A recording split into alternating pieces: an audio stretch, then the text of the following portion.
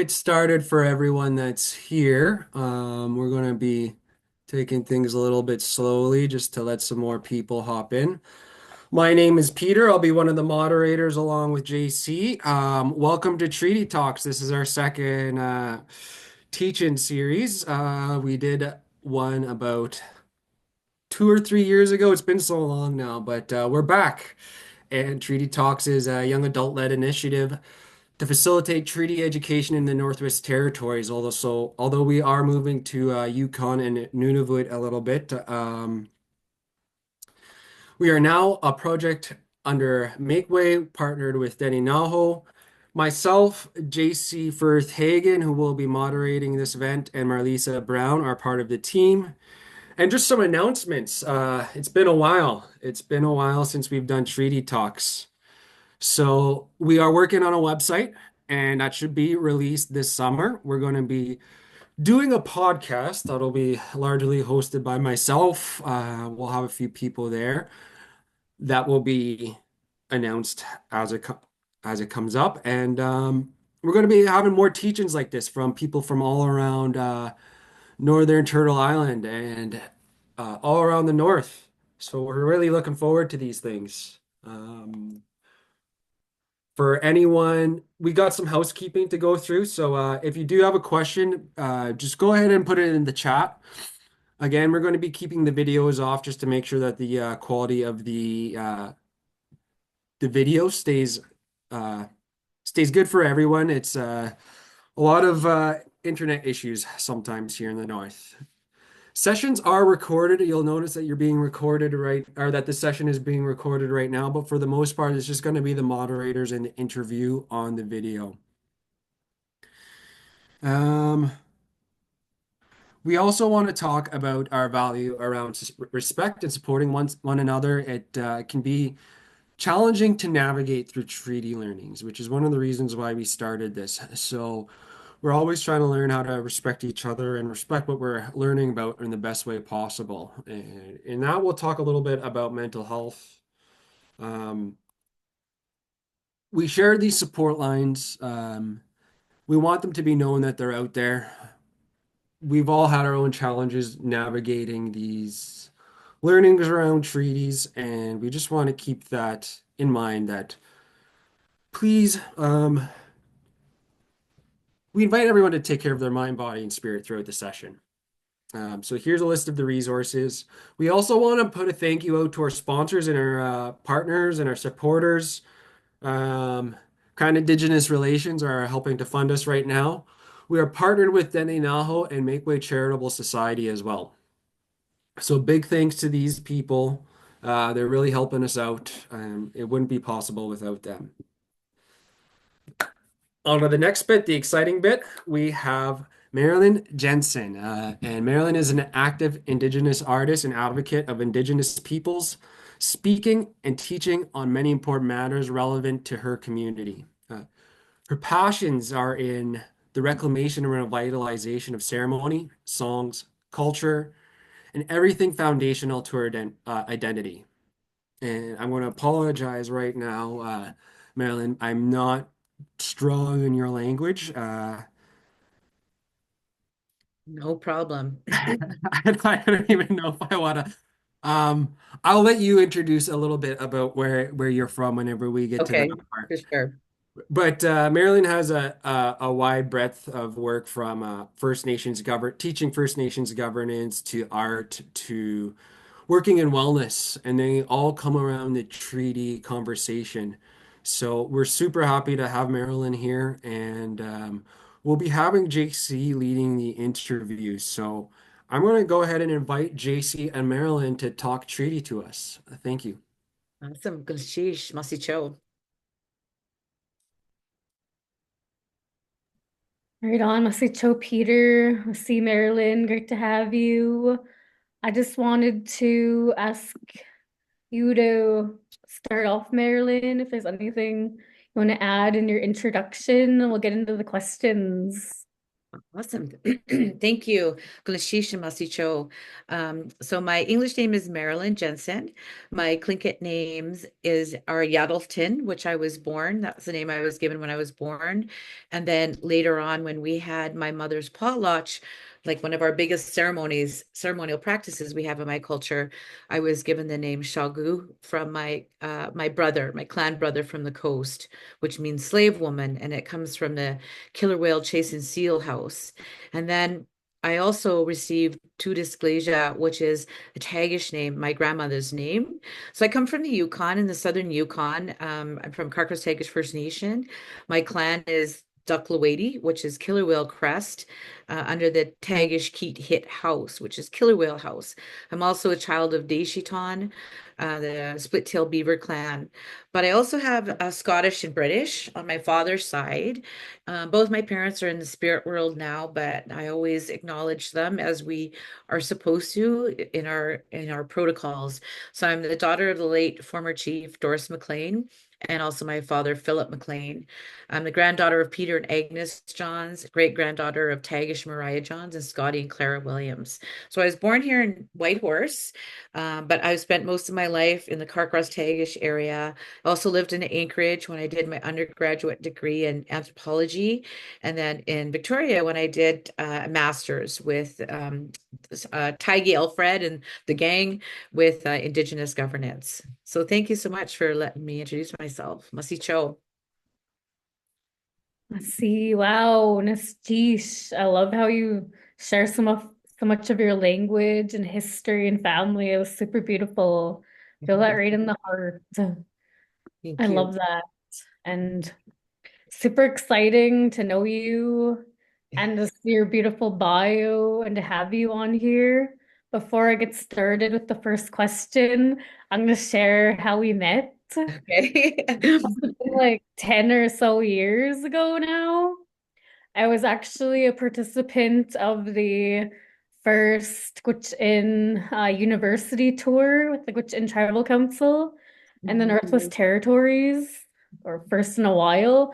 And we went all the way to St. John's, Newfoundland, and you spoke to us. It was like a educational tour for Gwich'in youth to see a university setting, take lectures. So that was super cool. It's like full circle. So I Yeah, was like, totally. Mhm. yeah, super young then, didn't really start from secondary, and now we're here. Yeah, that was a really awesome, amazing time together, and I'm always so proud of your nation and the Gwich'in youth. It's hard to see what other people see, when you're like just in your own community and all of that. But you are very beautiful and strong, and even just hosting this treaty talk to better understand, like the process that your nation is in, I think is just so innovative and wonderful. So thank you so much for inviting me and yeah, and such a good memory. Such a good memory of that time I spent with you guys over in Newfoundland of all the insane things, insane places for us to be, but it was really great. Yes. So as for my first question, how did you get into working in Indigenous governance? What was that journey like for you? And you mentioned you were at Anchorage for your post-secondary as well. That's so cool. Right. Well, what happened is after I finished my undergraduate degree in anthropology, like the very first thing that happened is I landed a job at Council for Yukon First Nations, and it was called the Elders Documentation Project. And so basically spent like 3 years just cruising around the Yukon interviewing elders, and we were collecting stories, back in the day when we had these things called tape recorders. I'm not sure if everyone knows what those are, but I really felt like that was kind of like my cultural grounding. It was kind of like my time of seclusion, so to speak, because I didn't get to do that kind of ceremony as I was growing up. So anyway, what happened after that is my really good friend, dear friend and mentor, and someone that I love so much. She's one of my bestest friends in the world, Ingrid Johnson.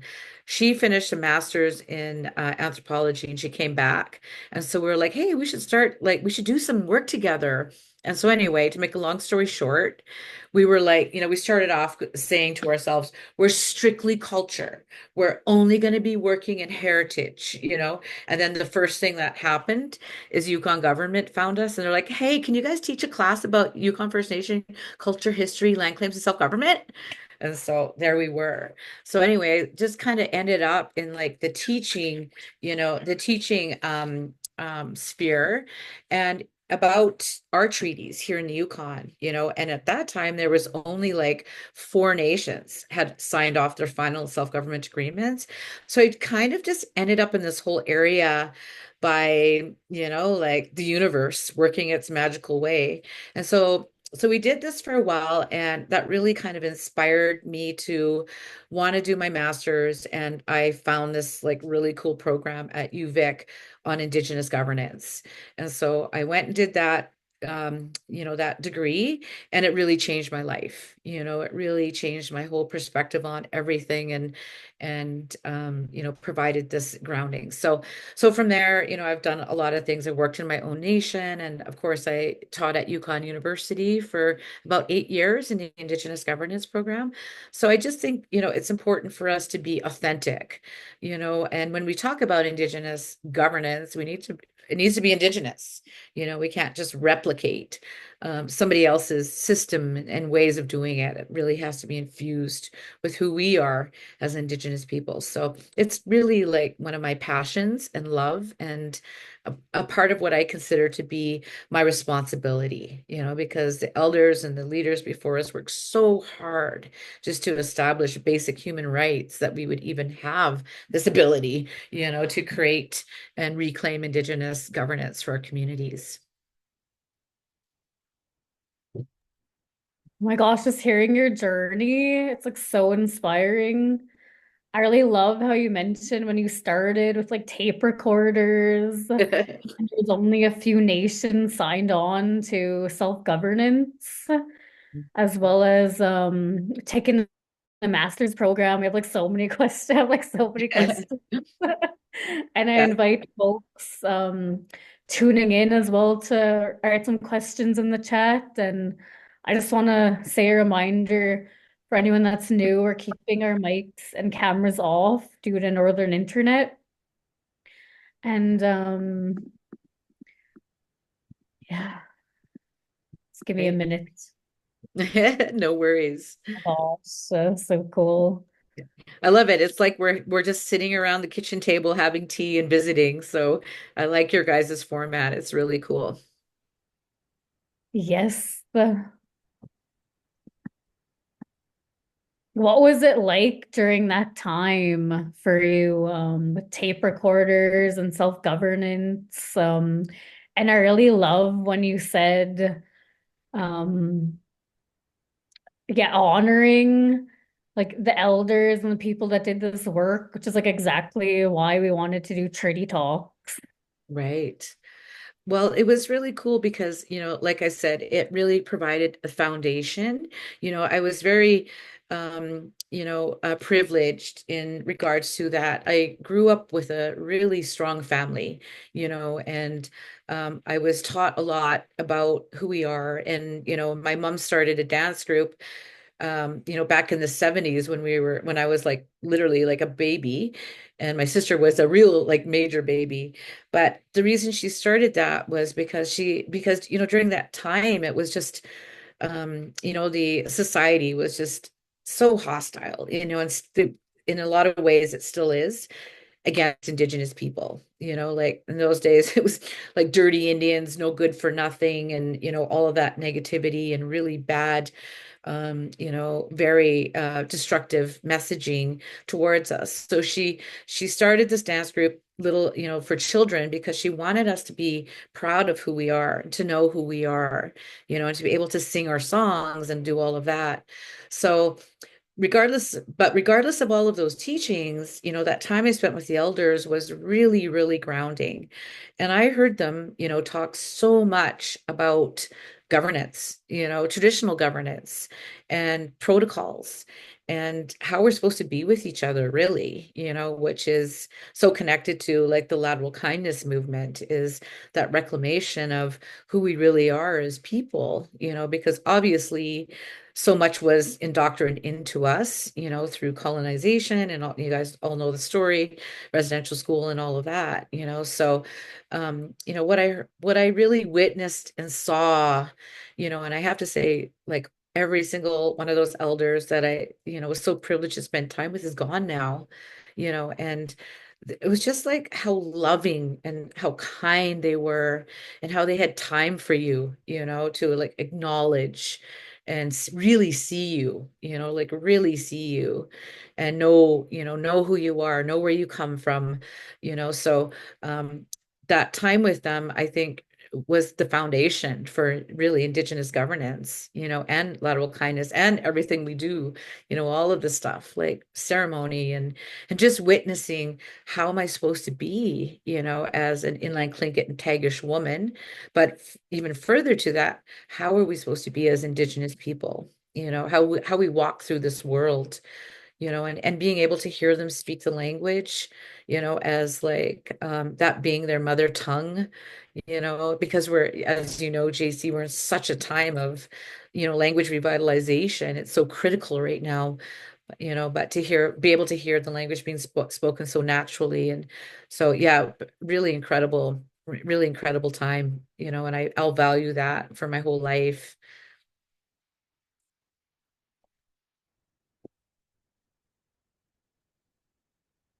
That is so beautiful, and sharing our truth. Masicho, we have a question. Can Mhm. we unpack a bit more about traditional governance and modern treaty governance? I find we are trying to navigate between these two worlds of Western colonial dominated governance Mhm. structures and traditional governance, local protocols and DNA laws, etc. That's such a good question. Thank you, Marlisa. Yeah, that is a really great question. So it is, very true that, a lot of communities and a lot of nations, and I know in my own nation, we really struggle with this, like this dichotomy of two completely different systems, and of course, one being imposed on us through the Indian Act, which oftentimes is just extremely different than our own, governance structures that we had in place for thousands and thousands and thousands of years, that managed, to govern us and help us survive and thrive, and do all of those things. So I think it all comes back to, the foundation, regardless of whatever kind of, like structure that you're moving forward with. As some in my nation, we have what we refer to as clan representative governance, which is based on a clan system, which comes in council, makes decisions together, because as we know, decision making is a major aspect of governance, and one that tries to provide for the voice of the people coming up, and so that there is no like ultimate dictator leadership kind of entity, I don't think in any Indigenous traditional governance structures, but really, like the power is among the people, and whatever format that looks like, it always kind of comes down to that value, is that everyone is respected. Everyone has a voice, and we're all in this together, and everyone is important, and everyone is felt is seen. But the struggle is, with this imposed system, and I'll just say, like, oftentimes that's like a chief and council system, which is an electoral process, which for most Indigenous communities, our leaders were hereditary. So we were born into that role, and like really, really trained your whole life, and for a lot of communities, like in mine, like I won't speak for Gwich'in people because that's not my community, and you guys know what your traditional, structure looks like. But in my community, our leader were referred to as a hitsati, which is the leader of the house, so it breaks it down into clans. And they're not like an ultimate dictator type role. They are a spokesperson for us, right? Like they stand in front of us. However, they have a very strong relationship with the matriarchs of the house, the oldest women. And in fact, they were informed, guided, and really, like um, brought up in that way that they can't make a huge decision without that, interaction and being really, kind of like told this is what you need to say, because speaking is so important in that role of leadership, traditional leadership, having the ability to say the right words, to be able to acknowledge everybody, to make everyone feel seen and important in the community, and to really know that you're not like a king or a queen, but you're in fact a servant to the people when you're in that role. So it is a struggle, but I always say that, like the most important thing is that your values are being reflected and highlighted. And so before I came on today, I went on to the Gwich'in Tribal Council's website, and I see that your values are very much, that you have highlighted in there are very much the same as ours and very much the same as many Indigenous communities. So respect, and we really need to understand what respect means, because all of us have heard that word our whole lives, like you got to be respectful. But really, what does that mean? So I think we're in a time of we do need to like deconstruct, so that means the dismantling of like the colonial thought process and all of that what that's done to us, and then to really elevate, and to very much walk, to action these values. So what does respect mean? And respect means that I think largely how I treat other people, how I talk to people, how I hold them up, and show them that they're loved and all of that. And all of those things. You have respect, you have honesty, you have our stories, honor, laughter, which I absolutely love, and kindness. This is the thing I love the most. Kindness, and sharing and caring. So these values, that our elders have, managed to bring forward has to be the foundation of, of our governance. So when we're that really is what makes the difference between just kind of administering a colonial system that doesn't belong to us versus how we like really kind of witchenize our governance, and you as young people, like regardless of whatever role that you're going to take on, whether you become the chief or like a teacher or whatever, that's like the most important part, is that you feel your governance and your government is reflecting who you really are. And if it isn't, it's okay to say, hey, this isn't working for us, because we have one of the, the awesome things about modern day treaties and, I think as we move forward in our history in Canada, Indigenous communities have the ability to create governance that is meaningful and relevant to them, you know? So in my community, obviously we're like, well, like the chief and council system really hasn't been helpful to us. So we're on a journey. I'm not saying it's perfect because it's not, we have a lot of work to do still, but we need something that needs to be meaningful and reflective of who we are. Hope that answers your question. We could spend a whole semester talking about that question. So, good question. Wow, oh my gosh, I'm sure loving this conversation. Like amazing, flawless. Your professor coming out and the amazing advocate and person that you are. Because I'm wearing my deadly auntie earrings today, especially for you guys. Like, go big or go home. Are those earrings by? They're gorgeous. Thank you. It's just so many things. We're already at 30-minute mark. I'd love to learn more about lateral kindness, but I'll slowly move into the questions. You're talking about language, the clan structure, clan system, which is super cool.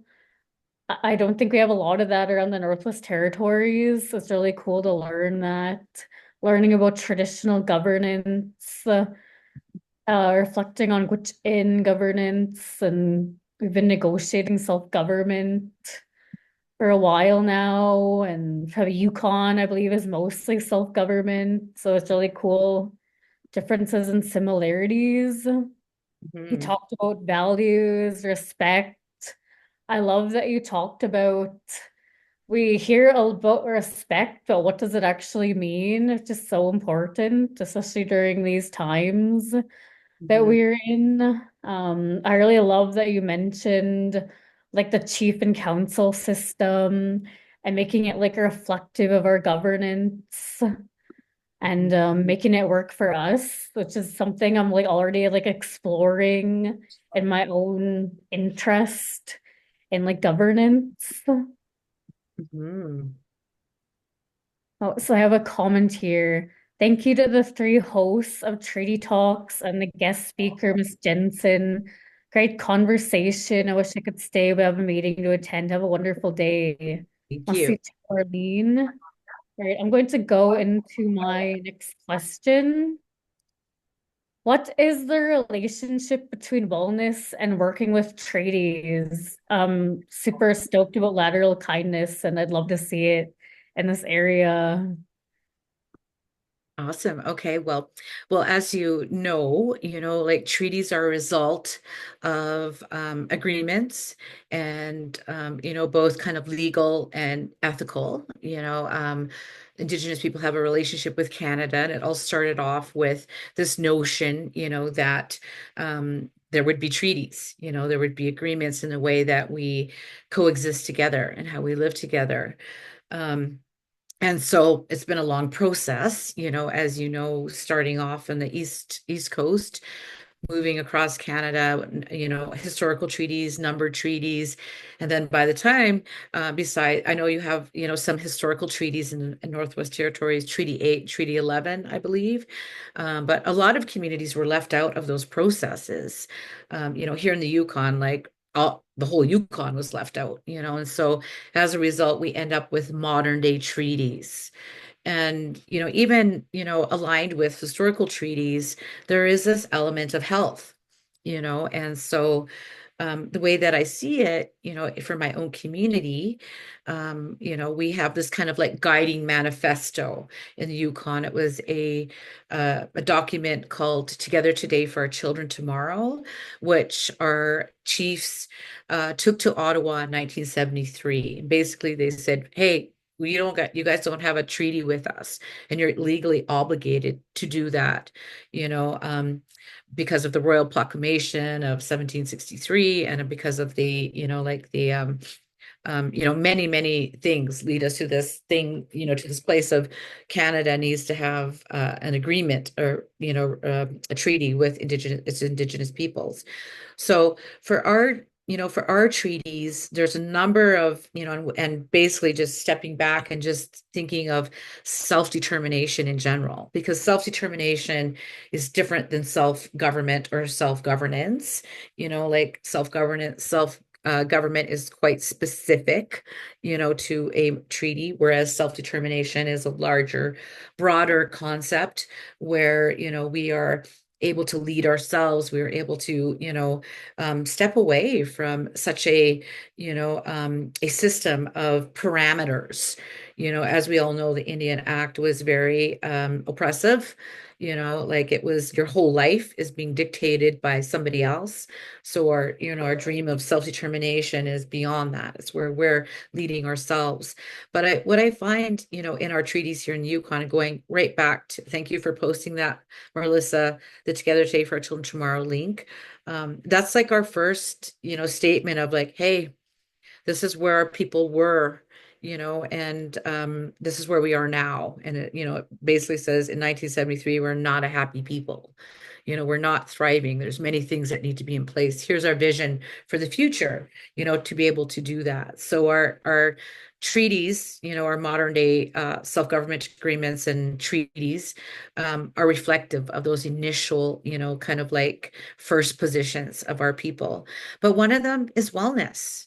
I always say that healing and wellness is a pillar of one of the pillars of self-determination, because how can we do anything if we're not well? How can we move forward in a good way if we're so impacted by the brutal pain of, having been colonized, of residential school, all of those things, like the oppression and the discrimination, all of those things, like we know our story, we all know our story. And if you don't know that story, you need to learn the story, regardless if it's painful, we have to know where we've come from to know where we're going. That's my grandpa always used to say that. And we can't fix problems if we don't understand what they are. So what I've come to realize in my life is that um, it's hard for us, in our generation to figure out sometimes our place in this journey of self-determination, because so much was accomplished by the ones before us, and I always bring it back to they established basic human rights for us essentially, like we wouldn't here in the Yukon, we would be barely existing if those chiefs and elders didn't step up in those early days and say, hey, this is not right. We're like strangers on our own land. We're like pushed aside in all different aspects. So what I've come to learn is that, for me, my generation and the ones before us, we got to keep walking, with that vision. And I feel strongly that, my generation, like we need to heal. You know what I mean? And I don't say that in a like a blamey, shamey kind of way, but my mom used to say it's time for our people to be happy again. And what she meant by that is to release all of those shackles of pain. Like really, it comes down to pain, and hurt, and to be free, like to be, liberated from the pain, because as you all know, it dictates so much of what's going on in our community. It really takes hostage everything what is going on in our communities, is that it's very difficult and challenging to move forward with all of these aspirations when we are not well. So enter, like the concept of lateral kindness. And we all know that, Indigenous people have a high rate of lateral violence, which really is emotional violence. We have a lot of violence. We have all the violences, but there's, lateral violence is, it's a part of emotional violence. So it's the violence that is directed towards your heart and your spirit. It's the violence that absolutely crushes an individual's heart and spirit. And therefore, I think it's one of the hardest, things that we're dealing with in our communities. So it really boils down to I am hurting the people I love the most because I'm unable to manage my own emotions, my own pain. And so I'm projecting them out at everyone around me. So that will be my family, my partner, the people I work with, people in my community. And so, what we found is that we have to take care of this issue. Like I've been doing the lateral kindness workshop since 2013 with my colleague, one of my best friends. He's now literally my brother because my auntie adopted him into our clan, Thomas Shepherd.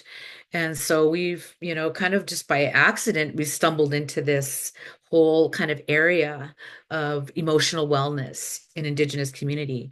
And how it happened was I was teaching at Yukon University, and I was teaching a class called Community and Organizational Wellness. And we talked about lateral violence, one day, because it's, like everyone knows it's like a huge issue. And just further to that, no one used the word lateral violence like it was only about 20 or so years ago. when people started naming this thing, this big dynamic. And I always say it was like this great big dark stormy rain cloud hanging over us constantly. Everything we were doing in our community. Here's lateral violence, like rearing its ugly head and making things miserable for us and difficult, challenging. But now we're, able to talk about it. So we just stumbled into it by mistake because Kwan and Dun First Nation here in Whitehorse, because there were students from that nation in my class, asked, they're like, hey, we're really struggling with lateral violence in our community. Can you come and like teach everybody about what it is and how we can fix it?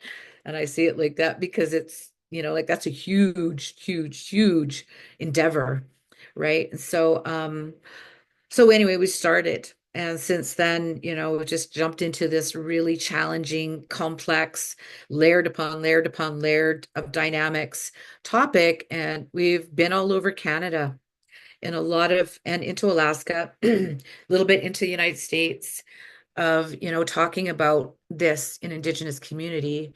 And so basically, like where I am now is I feel like we need to really, figure this out because nobody can heal if they're emotionally unsafe. If you understand what I mean, like how can I fully heal when the people I love the most are trying to take me down?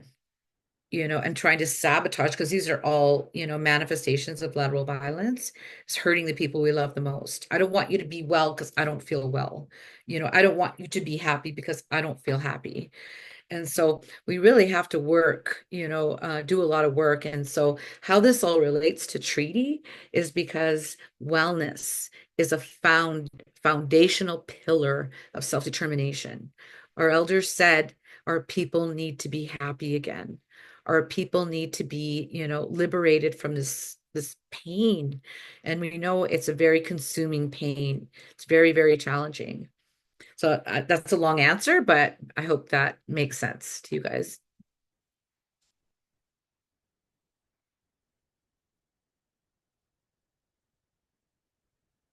Thanks so much, Marilyn. I'm just taking over the moderating here for a minute. I see I that's a great question or answer. I have so many questions about that. I'm just processing it, but I do notice someone from our audience has a question in the same stream because I think this is a conversation that we can be having for a long, long time and that we'll be having for generations. But I love to see that Alejandra uh, Metallic. I'm super bad with pronouncing names.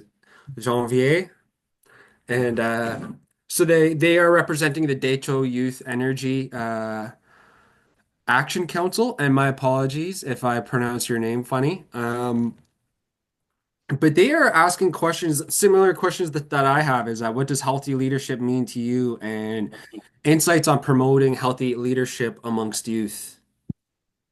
Okay, good Ali, question. thank you, Ali. That's a fantastic question.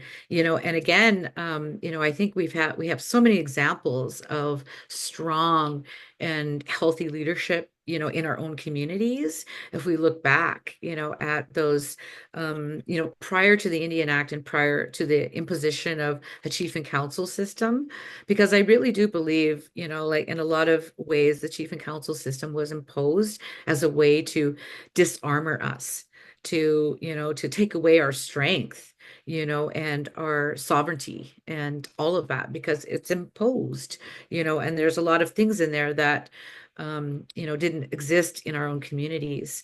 So strong leadership, again, was, for many of us, and I believe in Northwest Territories, I don't think you guys had elections, but your leaders were brought up, right from before they were even born.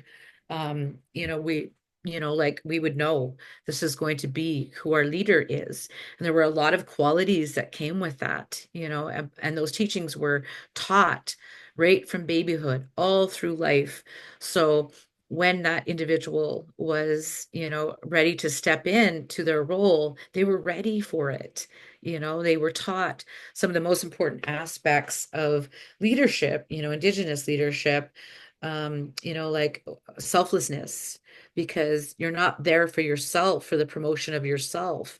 You're there for the wellness and the survival of your own people, right? So this really strong sense of selflessness, like I'm doing this because my community needs this.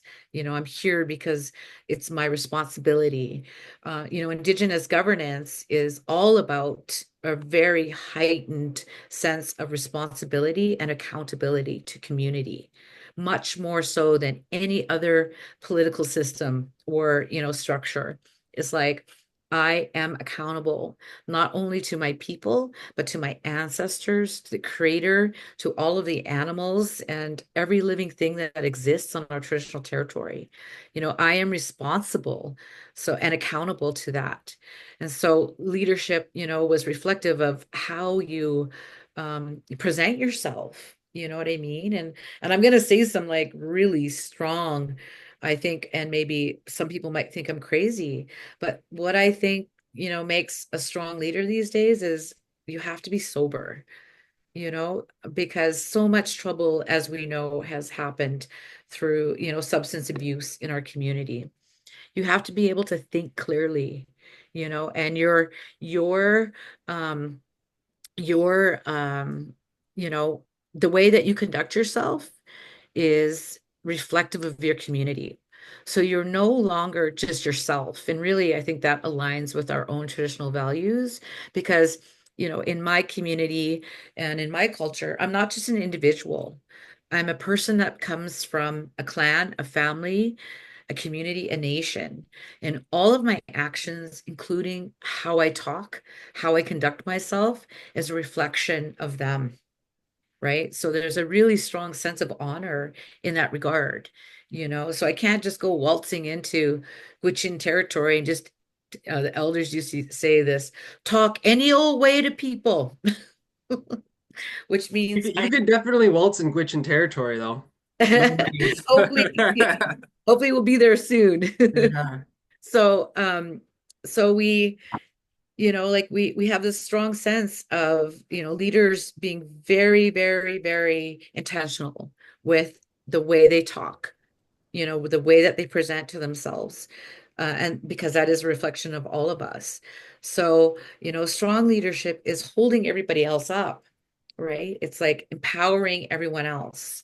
I'm not empowering me, I'm empowering us because we is stronger than I in Indigenous community because we are so group oriented. We are people who survived because of the group. We're not individualistic. So, those are just some of the ways that I think that young leaders really need to study, really study some of your great leaders of the past and even, in other nations who, what about them made them so empowering to the people? Because that's really about what it is like, I'm not just strengthening myself, but I'm strengthening everyone, right? I'm empowering people to step up. Also, leadership is about mentorship, and if I am in a leadership role, I know that this is just a temporary role, that I need to be guiding and leading and mentoring the young ones coming behind us because that's where you're going to be there, like you're going to have to take over at some point. So we have to, instead of like, we hear this like this term gatekeeping. Sometimes people just, want to protect their stuff from just for them, but that's not what leadership, is from that traditional sense, is that we really have to empower our young people. Very short answer, but I hope it, helps.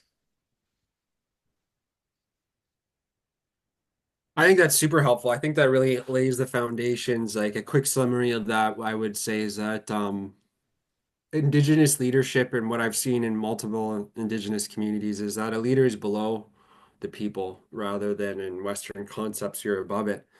Mhm. And when I put it like that, it seems very simple, but there's so much to it. And it is a bit heavy responsibility and it is holding yourself to a higher standard.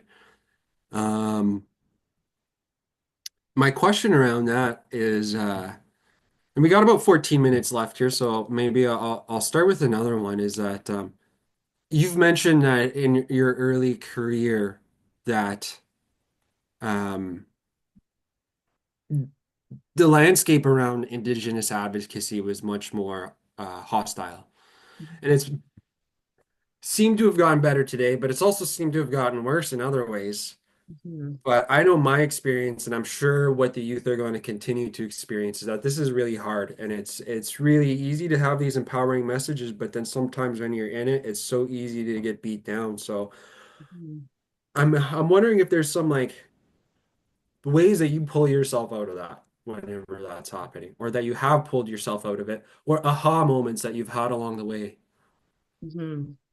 Well, again, I think you know, I think one of the fundamental ways that we keep ourselves focused and strong and not, like being taken down, by these overwhelming feelings of defeat, maybe, or just, the disunity in the community or whatever it is you definitely need, and this is more of a life lesson, you need to really embody the idea.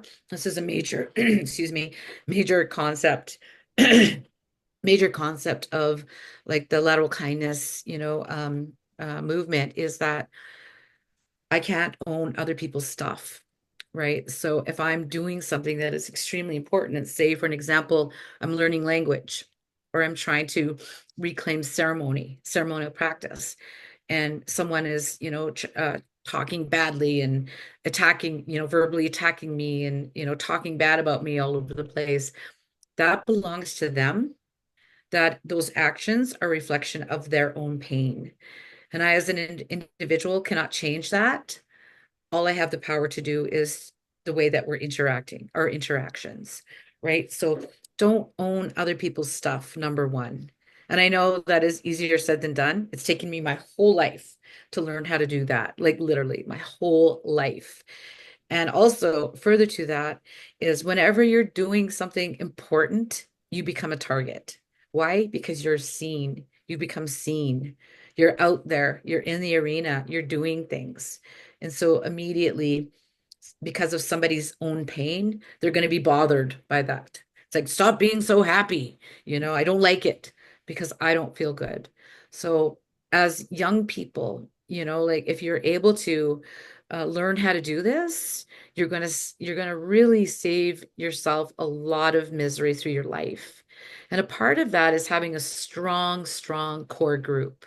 Even if it's two people, three, four people, you need to have, like comrades, other people who are on the journey with you that love you unconditionally and you love them unconditionally, and that you're growing and learning together. You have the same vision, you share the same values, and you support each other.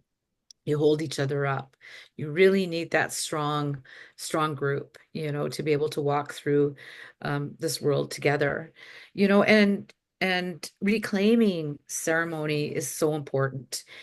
Each one of our communities, has ceremonial practices, and many of them were displaced, as we know. In my community, one of our biggest ceremonial practices is what we refer to as the kuik, um, also known as the potlatch in the Chinook trade language. And all up and down the Northwest Coast, that was like fundamental, really at the core, of who we are as a people and the way that we express ourselves, the way we relate to each other. Being at a potlatch and witnessing it is you see, traditional governance at play. You see it being practiced. You see who's who. You see how our roles are.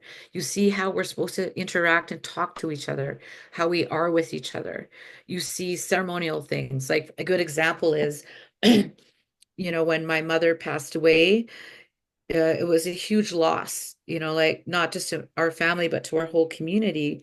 And part of the Kuweek is a ceremony called lifting the grief, where our opposite people, take a great big staff and hit it on the ground and put it into the air 4 times. And the whole ceremony shifts from grief, from sadness, from despair into, okay, now we must move forward. And so it literally shifts to happiness. And these kind of ceremonies are so important to our people. They helped us heal, like these are the things that kept us grounded. So reclaim ceremony, find your people, find your circle. Don't get, like really, really overpowered by what other people think or what they say. Like spend time on the land, strengthen yourself, say prayers. My mom always used to be like, say your prayers, like have a connection with the creator. And spend time on the land. I know you, all of you probably do this already, but it really is about those simple things, that keep us healthy. Eat good, eat healthy food. Don't stay up all night playing games and, be tired all day.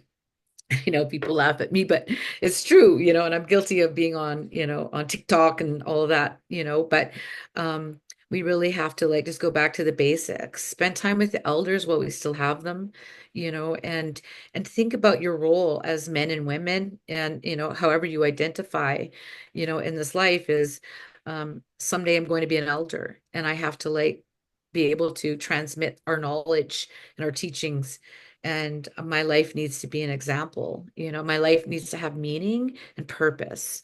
That's what makes, human beings happy, meaning and purpose, and knowing we're being productive and that we're contributing to the ongoing journey of self-determination of our people and happiness and wellness. So be well, is really my message. Be well. And, I'm going to say it, please, please, please do not take drugs and drink, because that has been like the number one crushing, hurtful thing that has devastated our communities, right? So be strong and parent your children well.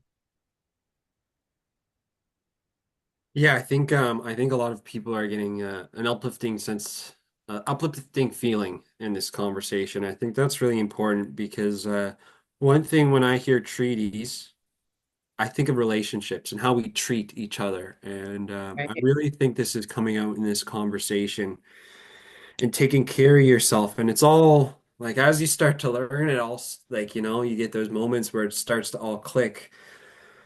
And I really think that you're doing that for some of our younger audience members. That Awesome. being said, I do want to ask the question, what does treaties as relationships mean to you? What does treaties as relationships mean to you? Yes. I know we only got 5 minutes left, so I'm opening up a can of worms, but I think it's a good note to end on.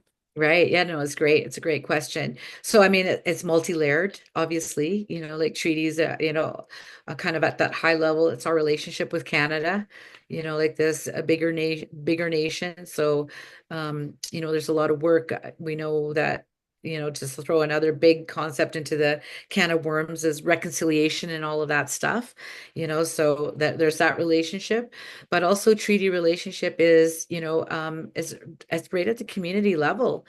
It's how we relate to each other.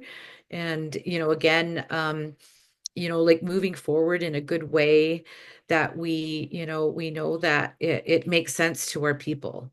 It has meaning and relevance, in the community, because we don't want to waste our time and energy doing something, under some regime that is not, not strengthening us, not helping us in any way.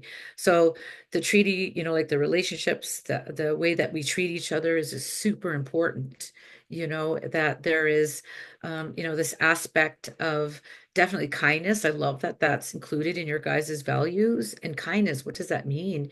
It means that I support, I encourage, I uplift people, I acknowledge them, I see them. And if I see people and I see they're doing good things, that I let them know, like I see you over there and I see what you're doing. And I want you to know that I support what you're doing and I'm proud of you. Like we have to start saying those words. We have to start instead of negativity, because it's always like, oh, you're doing that wrong, or, like nothing, like the First Nation never does anything good, and there's this really negative narrative that is perpetuated in Indigenous community. And it's not even, most of it is not even true, so it's like, the way that treaties are is it's just a frame. It's not the be all end all. It's just stepping stones that allow us, to find our personal accountability and responsibility and step up to that.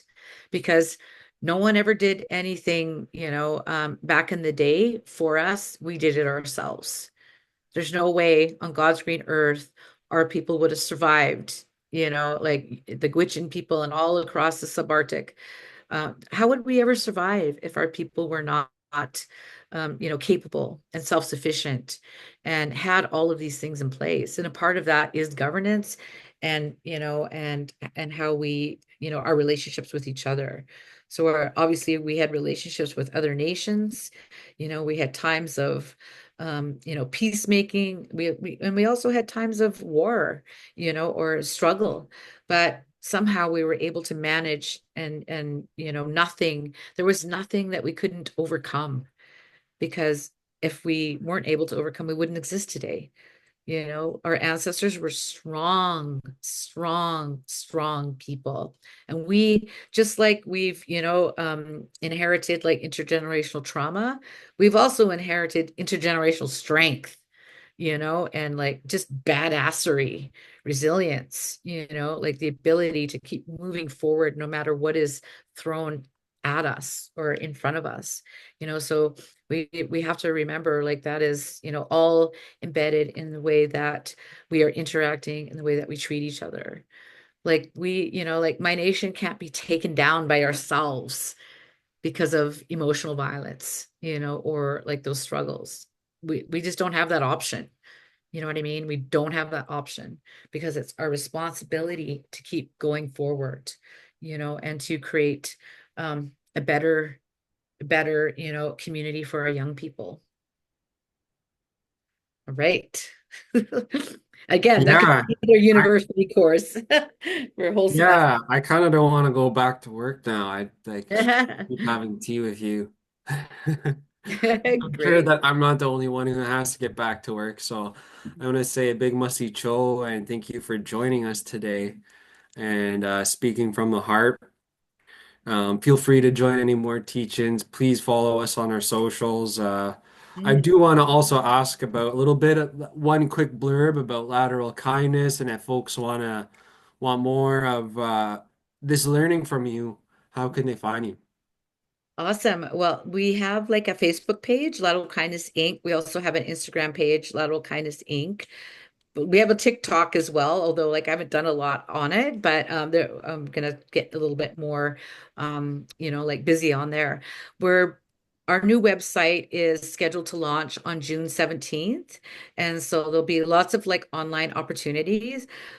But we are just in the midst of planning of visiting Inuvik in May and doing a couple of lateral kindness workshops there. So really, really excited about that, because I love, the people of the Northwest Territories. We're so much the same, right? We are the same people basically, with our Dene roots and all of that. So really looking forward to that. But yeah, definitely we have some socials, and it's Lateral Kindness Inc. Yes. Perfect. Awesome.